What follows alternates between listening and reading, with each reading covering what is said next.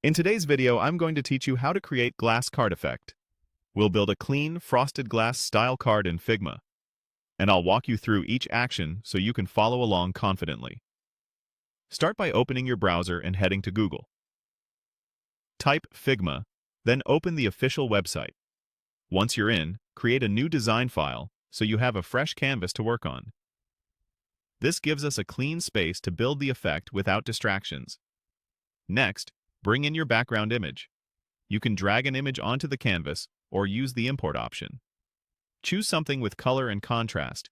Gradients, landscapes, or abstract textures work great, because the glass effect looks best when there's some visual interest behind it.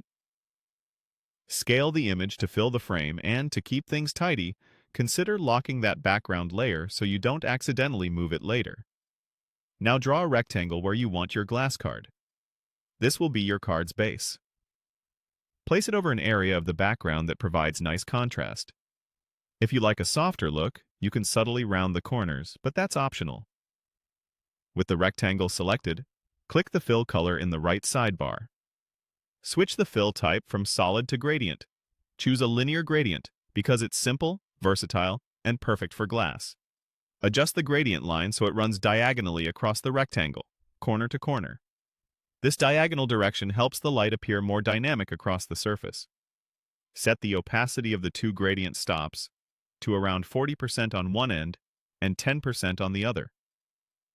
Keeping things semi-transparent is key to selling the glass look. Enough visibility to see the background, but with a soft, milky veil.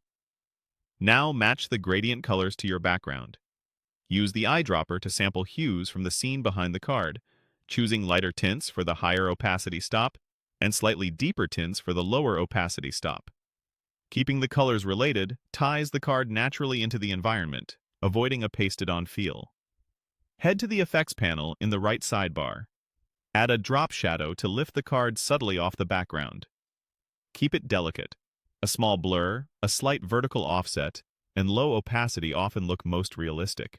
The goal is a soft cushion of shadow, not a heavy outline. That's it. Your glass card is ready.